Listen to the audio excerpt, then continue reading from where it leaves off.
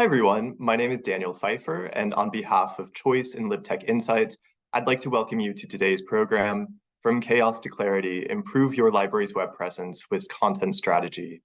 Today's session is part of LibTech Insights, or LTI, a library technology content vertical from Choice, which I'll talk about in just a minute. I'm the editor of LTI and the social sciences editor at Choice. Before we get started, I'd like to point out just a few features of the webinar software. All the attendees who join the presentation are automatically muted and your cameras are off, so you don't have to worry about generating noise or feedback. We've got that taken care of for you.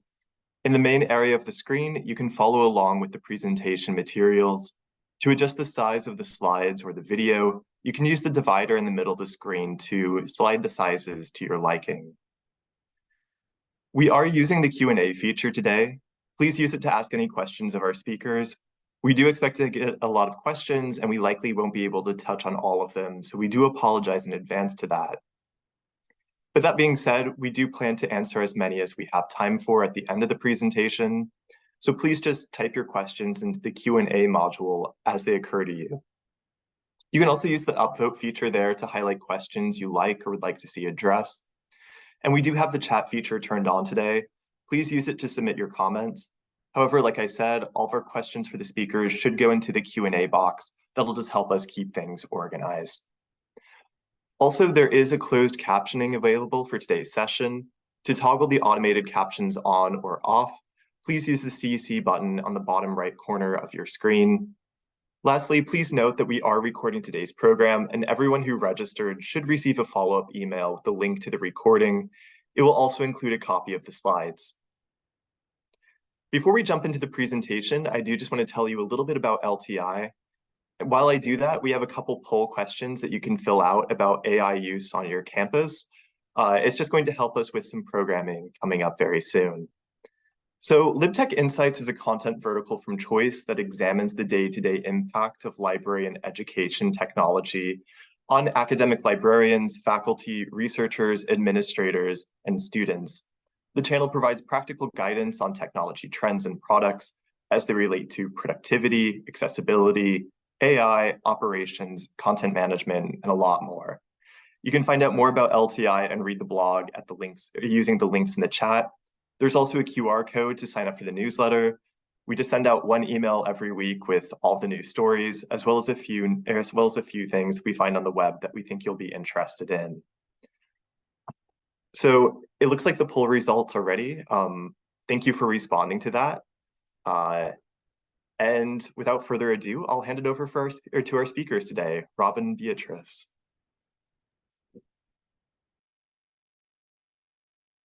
Thank you, Dan, and welcome everyone, and thank you for joining our webinar, From Chaos to Clarity, Improve Your Library's Web Presence with Content Strategy. And thank you to Choice and LibTech Insights for having us. We'll get started with our introductions.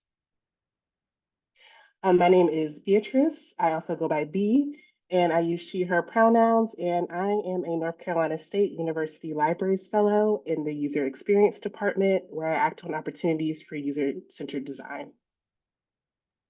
And I'm Robin Camille Davis. My pronouns are she and her.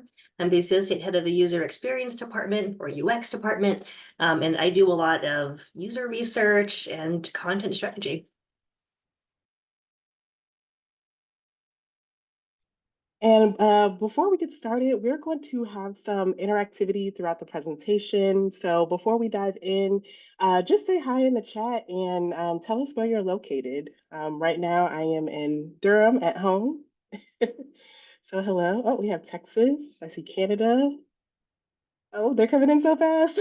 Atlanta. All over. Vermont. Nice. Well, thank you all for joining us. So here is a brief overview of what we will be sharing today. First, we'll discuss what content strategy is and how we approach it. Then we'll get into some content strategy components, including user personas and creating a content roadmap, utilizing examples from a recent content strategy project we did in collaboration with our special collections department. And lastly, we'll give you some tips on how to collaborate productively on content strategy, and then we'll have some time for your questions. And just in case you're just coming in, please feel free to join the conversation. Use the chat to share comments, ideas, or similar stories, and use the Q&A tab for questions. But before we get started, we have a poll for you. What is your level of experience with content strategy? Are you a newbie, meaning you're literally just starting, a beginner, you're familiar with some of the basics? Are you intermediate, you use it at work, or are you an expert? Is this your job to do content strategy?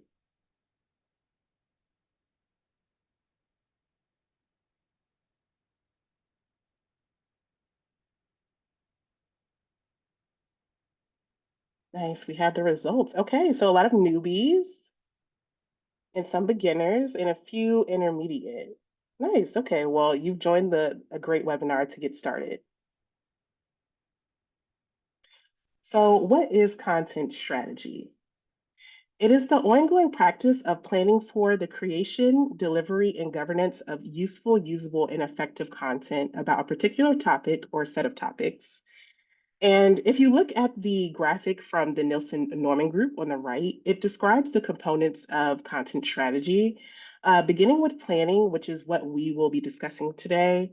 This is about where the content will live, which is who will own it and what content will be available.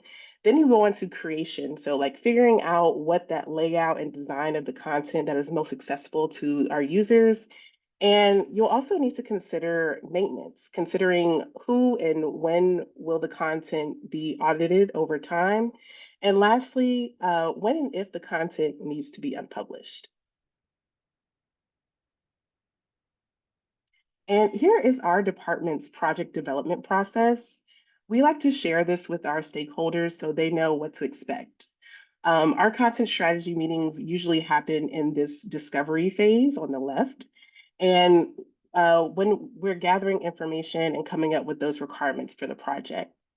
Then we move on to the design process, then implementing the first design into a dev server so we can test that design and the functional requirements.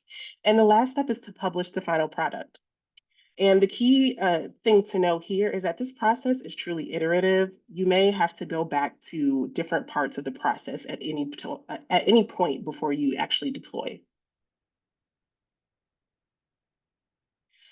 And when we think about content, we start from one or two places, creating brand new content or refreshing content that you already have. So when you create new content, for example, maybe your library has developed a new service and you need to create a web page for it. You want to begin with the discovery phase and gather information to address what the service is and the needs of your users. You can collect examples of similar content that you like and figure out what will and won't work for your content. And if you're refreshing older content, you'll want to begin with reviewing what you currently have and consider what you will keep and what needs to be archived, deleted, or unpublished. And our main example that we're using today is a refresh of older content. So if you're revising existing content, you'll first need to figure out what is out there. Conduct an audit of every page that is relevant to your project, every page on your website, or every page in that part of the website that you're updating. So you'll want to make a spreadsheet with these columns: the title of the page URL, the last modified date, the owner of the page, and include a keep, revise, or unpublish and delete column. And once you know what you'll be keeping or revising, you'll start strategizing about those pages from a user-first perspective. And here's a real example from when we audited our research guides. We also added a page views column because it can be helpful to know if a page is getting way more views than you expected or far fewer. And that can help you make a decision about how much time to spend revising the content.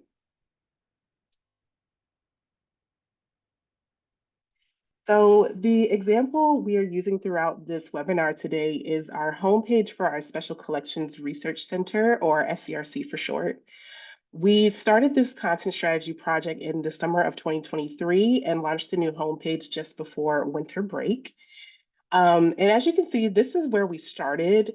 The old SCRC homepage basically just had a two-column layout with a menu sidebar on the left and a search function. And basically the rest of the page was just SCRC news. So this homepage didn't really showcase all the SCRC had to offer to its users. And this is what it looked like after we finished our content strategy. We removed the two-column layout to give it more of a homepage feel. We added prominent contact and visiting information, highlighting those collecting areas that we have. And it's not seen in the screenshot, but below that, we have our upcoming SCRC events and ways to support the SCRC. And I am going to put a link to our project page that we created about this process of redesigning the homepage if you're interested in that. All right, so how did we get here? We start by applying our user personas. So user personas are a fictional yet realistic description of a typical or target user of the website. It could also be a product, but for us today, we're talking about websites. A persona is a archetype instead of an actual living human, but personas should be described as if they were real people. But we also use user personas in tangent with a framework called jobs to be done, which is based on the idea that whenever a user quote unquote hires or uses a website, they do it for a specific job. And this set of jobs for the website amounts to a comprehensive list of user needs. And this is an example of how we begin content strategy sessions with our collaborators. We have a two-column table with user personas on the left and jobs to be done on the right. But we put them in a question format with some help text to get our collaborators thinking. So on the left, we have the question, who are the users of this page, our user persona? And the example that we're using is a student who is brand new to archival research. And then on the right, we have what are users trying to accomplish when they go to this page or the job to be done.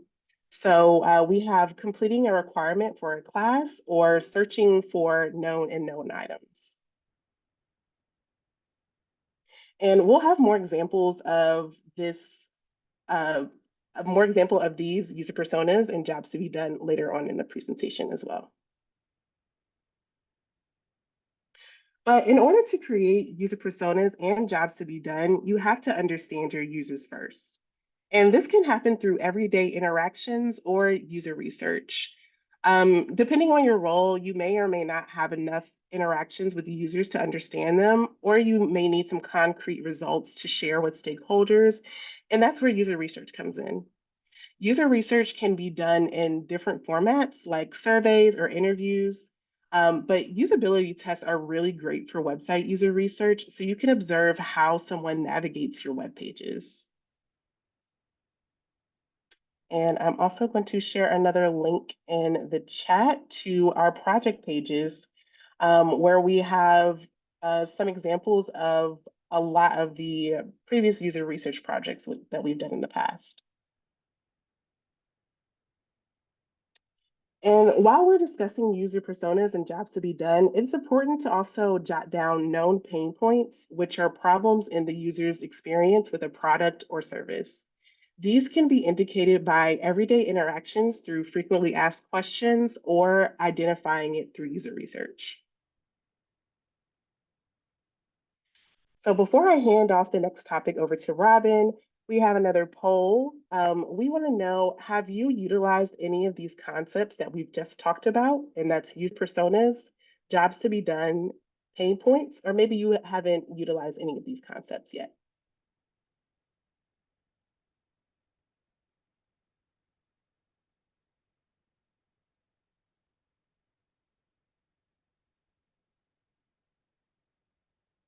Okay, so we're mostly at not yet, but some people have utilized pain points, which is pretty good. jobs to be done, and user personas at 31% and jobs to be done at 29%. So, okay, good. All right, and I'm handing it off to Robin to talk about creating a content roadmap. Thanks, B. So now that we have begun from a user-first perspective, it's time to apply what we know to the content roadmap. How do we get from talking about our users to figuring out what content should go on the page? I want to pause here and say, please feel free if you have any questions to put them in the Q&A tab as we're speaking. And if you have any other insights or ideas or anecdotes from your own work, please feel free to put that in the chat as well. All right, so let's talk about that content roadmap. So once you have your user personas and their tasks, their jobs to be done, you can decide what your goal is for those users. So this is where the staff perspective comes in, but keeping users in mind. Oftentimes, I think we're really tempted to start with the staff perspective, but because we want to take a user-first approach to our web content, starting the conversation about users and their tasks before moving into the staff perspective, I think really helps to keep those users at the forefront of the conversation. So here's some examples from our special collections content strategy. So we talked about that persona of a student who is totally new to archival research. They're working on a class assignment that requires using a primary source. So our goals for that persona and their task might be, we want to convey a sense of welcome, and we want to show off what we have. And we want to give newbies a clue about what our collections contain. Special collections is not a phrase that I think most people, especially most new users of the library, know what that means. And so being able to convey what that is, to give them a cue about what we mean, I think is really important. So we have those goals, our staff goals. From that, we can derive our functional requirements. So that's the specific thing that you need to achieve each goal. So finally, we're talking about what goes on the page itself. So functional requirements could be photos, text, an interactive feature, a video, lists of things or people to highlight, the content that actually goes on the page. So here's our examples of getting from the goal, the functional requirement. If our goal is convey a sense of welcome, the functional requirement might be a 2 to 4 sentence description of what the special collections is, who can use it, and what they have. Use plain language as much as possible. So that's a really concrete starting point to getting something that will go on the page, right? Here's a second example. If our goal is show off what we have, give newbies a clue about what our collections contain, the functional requirement might be identify 3 to 6 collections to highlight prominently with visual tiles or images with a short description and a link. These are real, by the way. I mean, you'll be able to see on that SCRC page that we talked about before how we put that into practice. So ta-da, you have a checklist. The functional requirements can now be put into their own standalone document. Essentially, it does form a checklist of things that you need to put your page together. So a couple of tips: number each item, and you'll see on the right, that's our work for the SCRC content strategy. Number each item and then assign each item to a staff member. So for example, I did not feel comfortable coming up with a short blurb for what the special collections is, but another person on our team did have that background, and so they were able to write that blurb. Our checklist for the new special collections homepage had 12 items on it for reference, with some sub items too. Yours could have more if you're working on a multi-page site. All right, so you probably can't see this, but here's a big example table. You'll be able to download our slides later on if you really want to zoom in on it, but here's all of our examples sort of put together onto one slide. I also want to note that using a web style guide once you get to the content creation process is a great way to keep your content really consistent. A web style guide contains best practices, it contains good examples, and I recommend pointing people who create content in your library to it, including people who write things like LibGuides or even course materials. If you don't have one, you can use ours, and I'll drop the link in there. Oh, can I click things? I don't know. There's our style guide there. And other institutions have them too. If your institution has a style guide that you want to share, please by all means put it in the chat. All right. So here's some examples from our web style guide. It covers a variety of things. Our voice is our overall personality. So we keep it business casual. That's how we describe our voice for our content. So we're professional, but not stuffy. So hopefully aiming to write in that voice will keep your content consistent among multiple authors. We also have advice for how to link to stuff. Essentially, don't just plop in the naked URL. Don't use the phrase click here. It's not very accessible. Name the item that you're going to, like, view records related to this collection, something like that. And we also have a word list, how we use certain words on our website to maintain consistency. So for example, ebooks has a capital E at the start of the sentence, a lowercase e if it's in the middle of it. And on our website, we never do the camel case, capital B or E dash book. So what comes next? Once you have your checklist, you can kick off the design portion if you're updating the look of your website or creating something new. Start with wireframing, or in other words, sketching out what the layout might look like. You'll see some examples on the right there, draft 1 and draft 2. Start with the wireframing before moving on to specific things like what color should the search button be? We won't dive into the topic of design in this talk, but it is helpful to know what comes next and how content strategy sort of fits into that process. So let's talk about content maintenance. That's another phase of the content lifecycle that Bea showed the graphic for earlier. So part of content strategy is figuring out a plan for updating the content. So have a short-term plan. What still needs to be edited? Oftentimes you'll launch something new or you'll refresh some web content, but it doesn't all happen at once. There's still some stuff that has to be edited later on. But you'll also want to have a long-term plan. It's really useful to know who owns each piece of content or each part of your website, and to know if they can commit to reviewing it regularly to ensure it's up to date.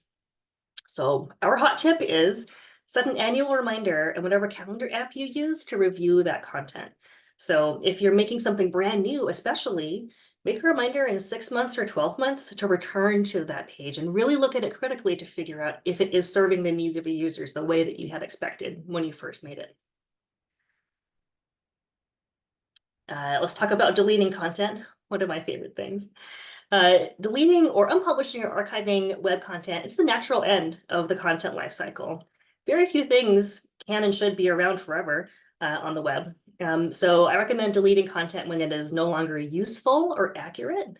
If it's full of broken links, if it's saying something that's just not true, if it's no longer adhering to content standards, and if it's time consuming to fix, yet not urgently needed. Sort of that corner of the, what is it, like the Eisenhower matrix or something, where you just don't really have enough like staff power to sink into something. I'll mention, in case you're not sure what I mean when we say unpublished, that just means removing it from public view without deleting it. So it's not quite as dramatic as totally deleting someone's work, but it removes it from public view so that people can't be misled by something that's outdated or inaccurate. Our colleague Dre Orphanides wrote a wonderful guide to maintaining content, which I recommend reading. I'll plop that into the chat as well. Oh, and it gave me a little extra space there. Sorry, y'all. Let me just fix that. Like. So here's some examples of content that we have gleefully unpublished. Outdated policies from the start of the COVID-19 pandemic. It might be really useful for you to search through your library's website for the word COVID or coronavirus, because there may still be something floating out there that might no longer be accurate. Research guides that have been untouched since the year 2017, which I didn't think was that long ago, but it actually is. Abandoned pages with no clear owner, and FAQs that were just 2-word links to other pages, which in our case was sort of a workaround to a site search that wasn't working at the time, but no longer needs to be that way. Let's talk about some content upgrades. So putting it all together, what does it look like before and after the content strategy process? Here's some content upgrades that we've done here at NC State University Libraries after going through this process. So here is an old web forum that we had on our website. This is the place where we directed patrons to when they had a question or a complaint about a library fine on their account. Tale as old as time. So look at that opaque title, petition/appeal form for library materials. Oh, barely means anything to me, and I'm a librarian. Plus, there's a field at the bottom, I don't know if you can see it, called action request. Very robotic language there. Not sure what that would mean either. Importantly, in talking through the content strategy process, we realized that the users who would use this page are probably already stressed out. They might have a fine of $20 or $200.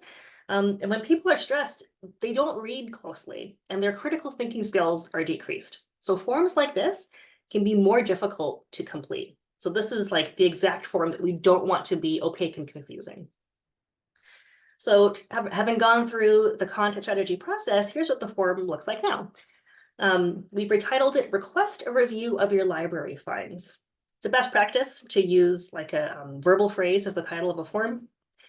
We thought about what a stressed user persona worried about the financial impact of a hefty library fine would think when they got to this page, what they would need.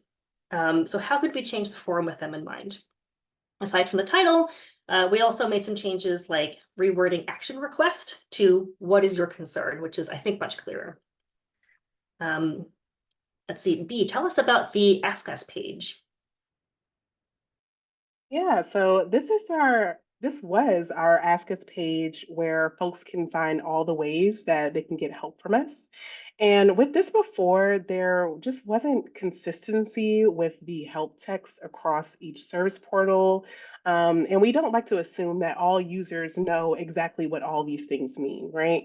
So with the after, we added some of the help text to each service. And you can go to the next slide, Robin.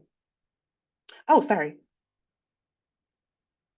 And yeah, with the after, we added help text to each service portal and added a link to our FAQs as well for those who may not want to like communicate directly with anyone. I'm sometimes like that. I just want to look at the FAQs and see if I can figure it out on my own. And we also noted in the chat portal that this service is staffed by real people, no bots, which can be like a common assumption or misconception about our particular chat services. Typically in libraries, they are staffed by a real human being. So we wanted our users to know that. And our next example is our recent project at the homepage. Tell us about that, Robin. Yeah, so I'll talk about the homepage redesign that we worked on last year. This is an example of where user tasks and library staff goals aligned. So on this page, there we go. There's two little links there. They're probably so small that you can't even read them on your screens. One says borrow technology and one says reserve a room. So this is our old webpage, what it looked like until last year. These are actually two of our most used services here at NC State University libraries. Borrowing technology means borrowing things like laptops, VR headsets, cameras, chargers, adapters, and so on. And reserving study rooms is something that our users take advantage of a lot since we have over 100. So for such well-used services, they only got these teeny weeny little links on our homepage. We wanted to make it easier for users to find these services if they already knew about it. And we wanted to promote them as some of our crown jewel services for people who did not already know about it. So here's what we ended up doing. On our new homepage, you'll see that they're given pride of place as one of our 4 big tiles. So there's reserve a room and borrow a device.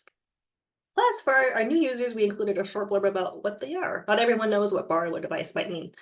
And so if you can't read it, it says reserve a room for study sessions or meetings and borrow a device, borrow laptops, gaming consoles, and more. Just want to give a shout out to our 2 basketball teams, which we celebrate on our homepage right now, both heading to the Final Four. I'm a recent basketball fan, so it's very exciting for me personally. Maybe some of you too. All right, I'm going to hand it back over to V to tell us about collaborating productively. Yeah, so we're going to take a step back and consider content strategy from an organizational level.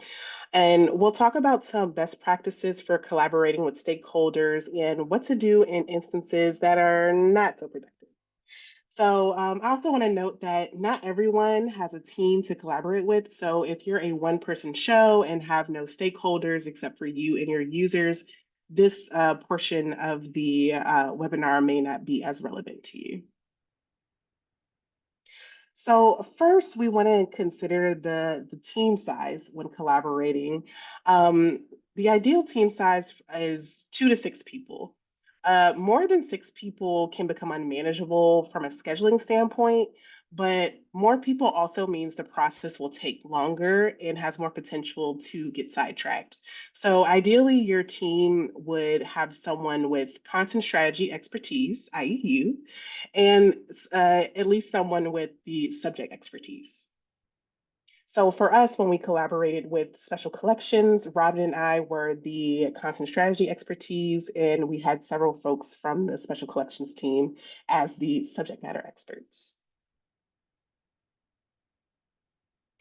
You also want to make sure from the very first meeting with you and your colleagues, before you go into the content strategy steps that we've described, to set goals together as a team and from the beginning.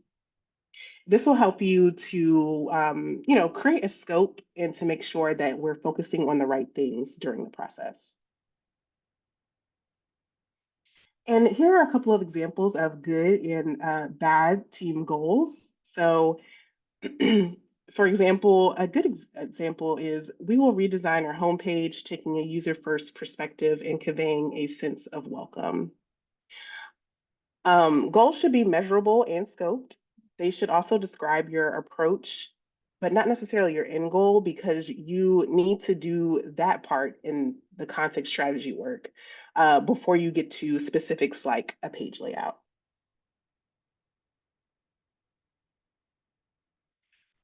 So what if there's a disagreement or uncertainty? We suggest getting more information. So again, sometimes we may have to take a step back and do some user testing and return to the project once we know more about our users' expectations.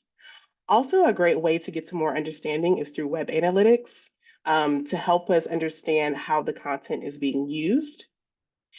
We can also just ask someone who's more familiar about a scenario. So say you work on web content, but you want to know more about, the circulation desk. It'll be best to ask someone in charge of that sphere. So now we have some tips for when things can get not so productive. What should you do when stakeholders don't understand each other's conventions or needs? Again, making your goals clear and being upfront about your process is very important before we even start the content strategy. This will help us understand the scope of the project. Also, conducting user research to pinpoint the need for improved content. Sometimes you will have to have proof, to get that buy-in from certain stakeholders. And also try to encourage stakeholders to actually be involved in the user research process. It can be very helpful for them to see how users get how users may get confused during a process, or showing them that, hey, like there is a need for this new thing. So what should you do when a colleague consistently gets the wrong idea during this process? Again, establishing a scope for the project and communicating that clearly during the content strategy process is very helpful. Sometimes we can find things along the process that are like, oh, well, we need to fix this web page too. But the scope of this project can get really off and run into longer times to get the project done if we don't stay on task. So a solution for that is while you're doing content strategy and as things come up, have a parking lot in your notes and you can place out of scope topics in the parking lot. And those can be revisited in the future and can be addressed with a new project. And what should you do when a colleague derails conversations? We have I guess, templates for you to use. So, for example, you can say something like, "It sounds like we're getting a little off track." You can also say something like, "I see that we're running short on time. Is it okay to table this part of the conversation for later?" Or, "Thank you for that context," to take the user's perspective for a moment and use all of these to redirect the conversation back to the topic at hand. We also find it helpful to send follow-up emails after your meetings to reiterate discussion points and to-do items for the next meeting so we can stay on track for future meetings. And also for scheduling, you want to consider doing a mix of like in-person and virtual or asynchronous meetings. Sometimes it can be helpful to be in a room and maybe whiteboard something out instead of just talking. Also, schedule regular meetings in advance. We all know that our calendars can get filled up very quickly. So maybe depending on your project, you should schedule something maybe every 2 or 3 weeks during the fall semester and try to schedule some just in case meetings as well, because things may come up and you don't want to have to scramble to try and find some time, before winter break. And also creating a meaningful agenda for each meeting can be very helpful and to generate ideas before the meeting starts. And you want to send that at least one day in advance. So depending on the scope of your project, you might need a lot of meetings, like every 2 weeks or just a few, maybe like 3 or 4 meetings total. It just depends on what the scope of your project is. And before I hand it off to Robin to wrap up, in the chat, share some advice about meetings and things that you find helpful to do when you're collaborating with a team that creates content, or maybe just some advice about meetings in general that you have.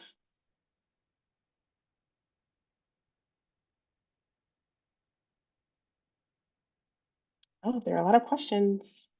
I'm excited. Oh, an icebreaker to start. Yes, that's always great. Asking team members to volunteer for topics and pages they are personally interested in. Oh, that's a good one. I really like that.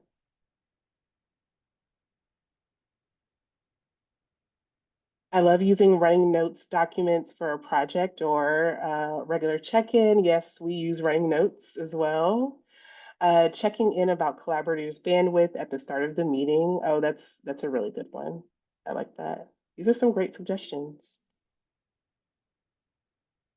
Having timelines for specific, oh, no, it's moving. Having timelines for specific topics of discussions and having a 10-minute reminder for when the meeting is coming to a close. Oh, yes. Nice. All right, well, these are all great suggestions. Thank you so much. I can't wait to finish reading through them, and I will hand it off to Robin. Thanks so much, Bea. Yes, I agree. You all have some great suggestions. You must be very organized people. All right, so this is the last section, I think, of our presentation. We'll be talking about the different kinds of meetings that you might be having during the content strategy process. So you might not need all these types of meetings, especially if you have a smaller team or you're more crunched for time. But here's some examples of how you might run some get-togethers. So a content strategy kickoff meeting is a great place to start. That's where you might describe what the process is for your colleagues, for other stakeholders who are involved. Now that you know what content strategy is, you can help to define it and start to set some goals for your team. It's also a great time to start compiling personas and tasks. I find a whiteboard, like a physical whiteboard, to be really helpful if you're all in the same room. And then to transfer that handwriting to a spreadsheet or a table if you haven't already done that, to finish it asynchronously. I have found that 1 hour is not enough time to go through all of the users and their jobs to be done. But just getting the conversation started before moving it to like an asynchronous document is a great way to go. You might also have a functional requirements meeting. So after you start to compile users and their tasks, you might asynchronously be compiling goals and maybe some functional requirements, or maybe you have a meeting for that too. At the functional requirements meeting, you discuss that checklist draft and figure out who's going to take care of each item on the list. Does each item make sense? You might have an environmental scan meeting.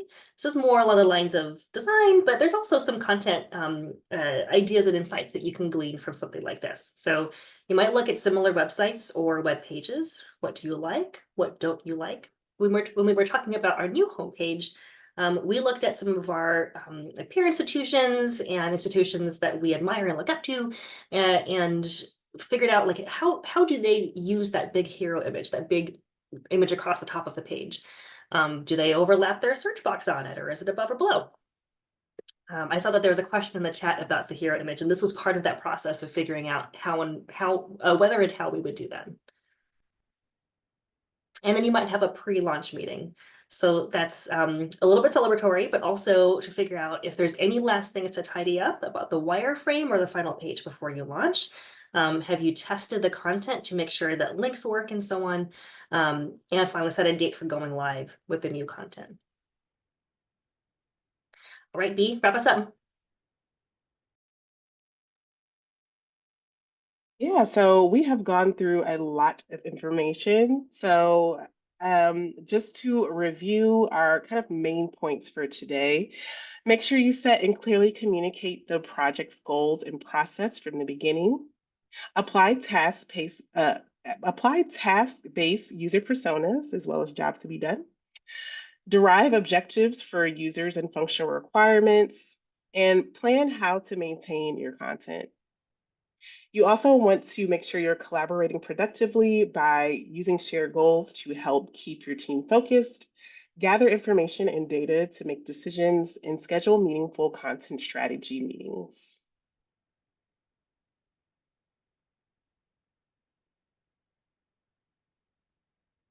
And that is it for us. Thank you all so much for attending, and we are happy to start taking your questions now.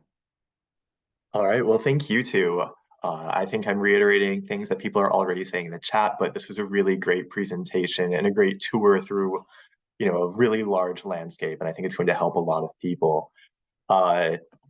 Before we get into the Q&A, I do just want to mention that if there are any resources or if you have projects that you, the audience member, would like to share, feel free to just drop it in the chat. We'll put together kind of a resource page that we'll put up live sometime next week on the LibTech Insights website, so you can access everyone else's projects and see what they're working on. This is one more plug to sign up for our LTI newsletter, so in that way you don't miss that post. But all right, let's get into the Q&A. So this is a good one to get us started from Allison. How do you ensure that staff actually follow the style guides when creating content like LibGuides? It's of course a struggle for everyone.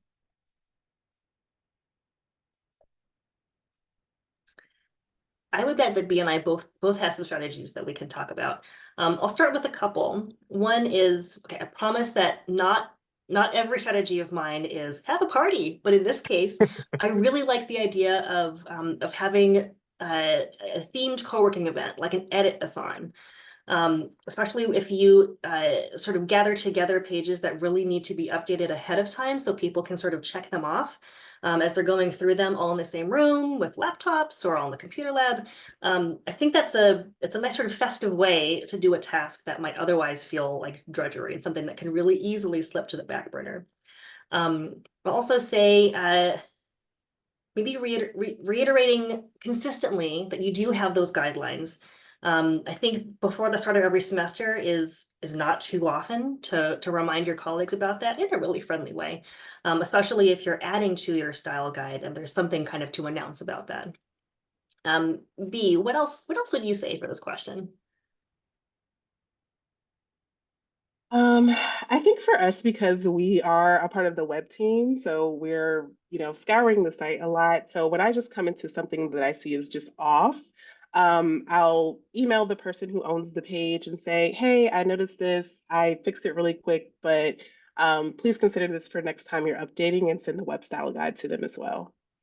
Um, yeah, I think that's it for me. I do really enjoy our, editathons.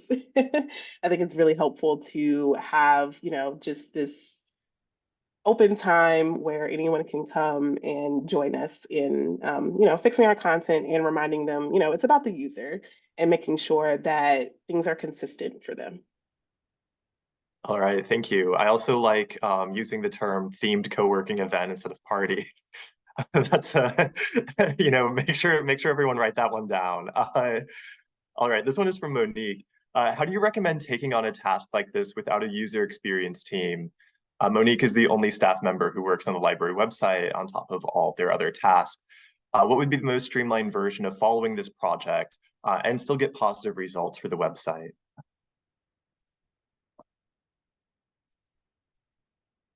I can start to answer this one. I have also previously been like the UX person at a small library where it was basically just me, although everyone was responsible for creating content, especially LibGuides.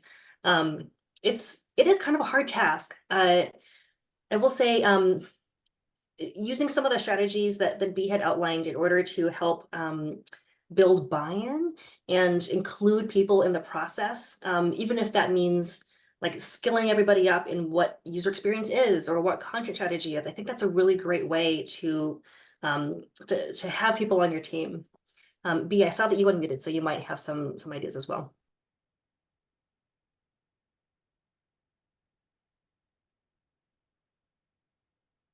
I'm sorry, I was reading through some of the other questions. Can you repeat what this question was again? Yeah, it was about like how do you recommend taking on a task like this without a user experience team? How could you streamline the process to still get positive results? Um, Even in our own organization, we have a user research team that's comprised of people from other departments.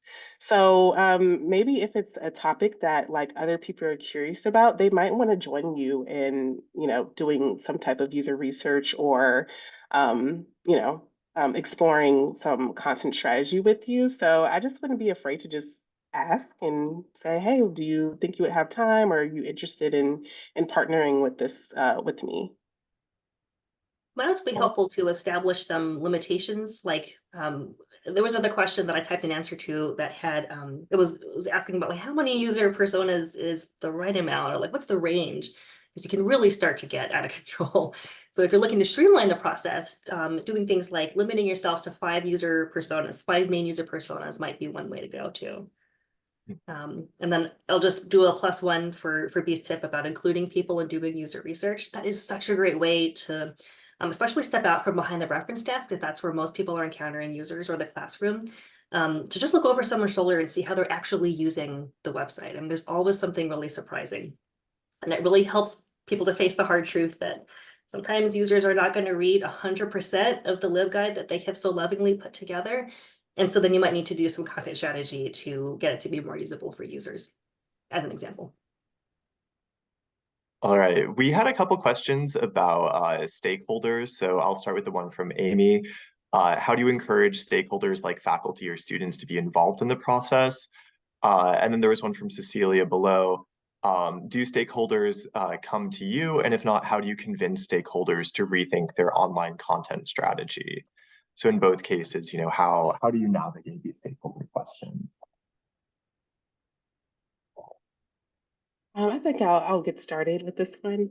Um, as far as like faculty and staff, one form of user research that we enjoy doing in the libraries is our um, Wow, why am I blanking on the name?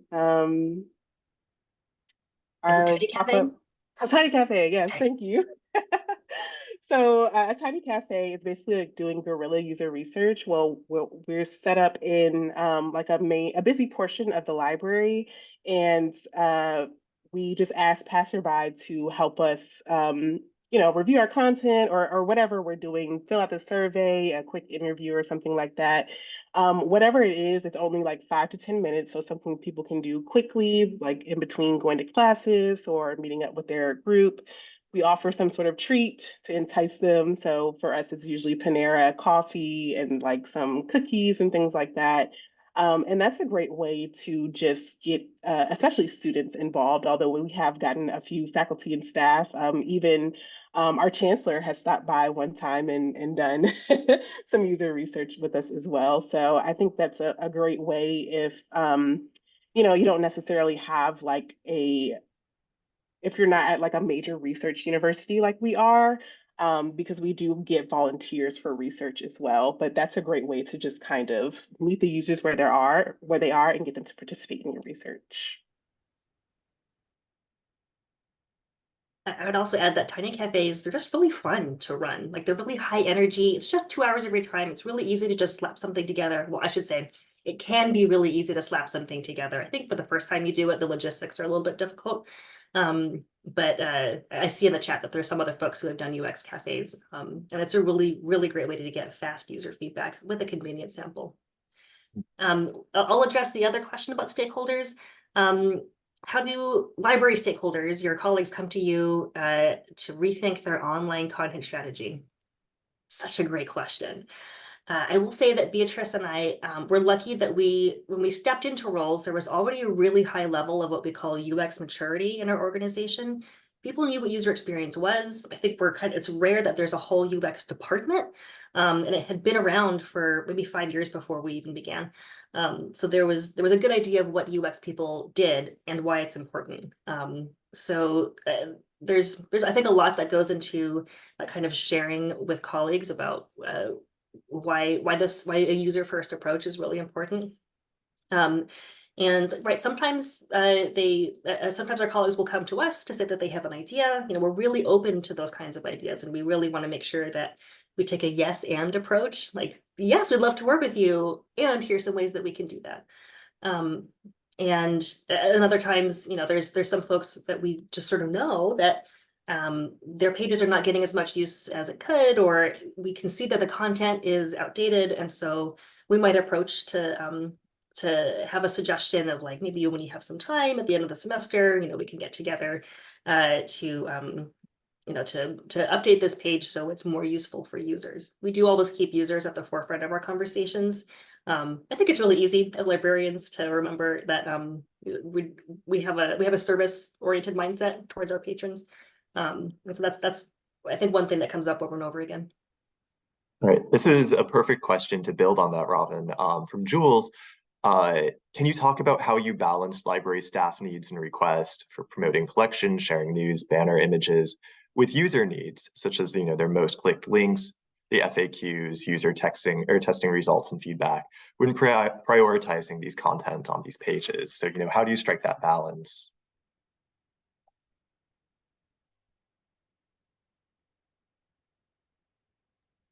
I definitely would say it's a delicate balance.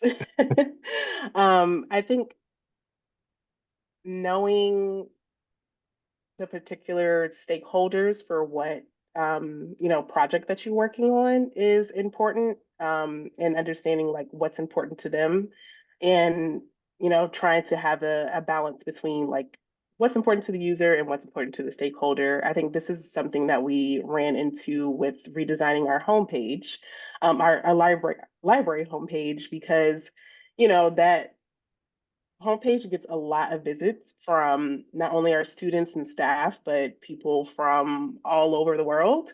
So it's important to, have a balance between what's important for our students, but say it's someone who's just interested in coming to NC State and they want to know what resources that we have in the library. We have to consider those users.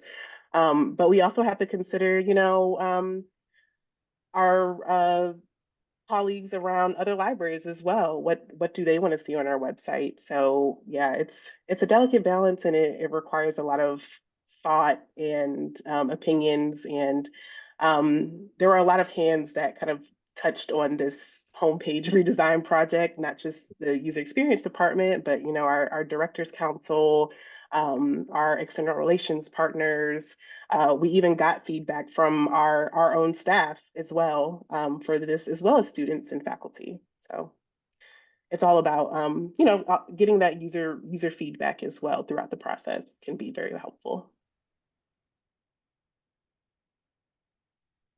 All right, this one's from Heather, and it's of a similar vein. How do you deal with limitations on the website creation due to larger university branding or style and Drupal or other web design program limitations? My heart goes out to you, Heather, if you're not fully in control of the library website. I know that is a problem that a lot of libraries have had. I think it's really, really hard, especially to convince, say, an IT department that you can be trusted to maintain your own web content. I honestly do not have really helpful things to add to this. I think because I've been lucky that both institutions that I've worked at, we have been fully in control of our website. We do have to follow branding guidelines, things like using the branding colors, using the right font, even though we might cringe at it. And even doing things like not using rounded corners on images, because on our campus, I love this. On our campus, we use the sharp corners on images and boxes on our website to echo the shape of a brick, since our campus, like every building but 2 buildings on our campus, is made of bricks, and so that's the whole thing here. Anyway, so we do try and have a really positive relationship with our university communications office around things like branding and style. But I also say, like, I think we're lucky that we like most of the branding and style guidelines that we have. It'd be a different story, I think, if we really felt like it was, if they didn't put thought into accessibility and they were having color contrast issues, or if, there might be some other folks out there who have encountered this. And I think I'd love to hear us in the chat, or to hear in the chat, if the rest of you have strategies too. B, do you have any experience with this kind of problem at other institutions, not having control of the website?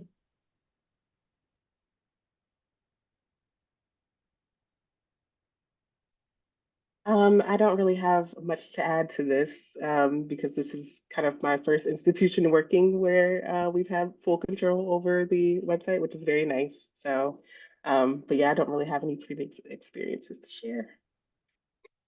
All right. This is a question that touches on user personas, which I think is a really cool concept that you were drawing on. It's from Sarah. So they were thinking about user personas, and there seems to be a divide between actual user personas and aspirational ones. So they give the example that a student user might actually look for articles using the discovery service, but we would want them to also go to the subject guides or the A to Z list and find a specific database. So when constructing things, should we use the actual user habits and then just sort of nudge them toward what we would like them to do?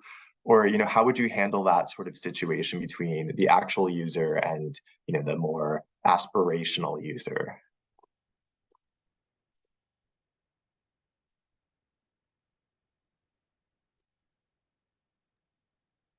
That is such a great question, Sarah. I'll take a first stab at this. We librarians are a really positive, optimistic group. And I think we would all really love it if people did research in the way that we sort of expect or wish for them to do, but it isn't always the case. I would say when you're putting together user personas, you don't have to do things like organize the list in an order of how much it actually happens. I think that's not something that you really need to wrestle with at that point in the process. If you do come to a point when you're, say, putting together the layout and you're wondering how prominent the button that takes you to the databases page should be, something like that, that's a place where doing user research and looking at your web analytics, if you keep track of them, can really help you make a decision. And I will say, we're not always guided by that. Even there's some times where we might highlight something on our homepage that that some users might not necessarily be using all the time, but we want to just give them a cue that it's there. We can't actually count from web analytics how often someone's eye like lands on something on our page, and says like, oh, that's cool that the library has that, but then does something else because they have a different task in mind. Anyway, I'm babbling, but the point is that you don't have to ascertain how aspirational versus realistic your user personas and their tasks are at that point in the conversation. Bea, do you have any more other thoughts about that too? Yeah, I think I agree, Robin. I think at that point in the conversation,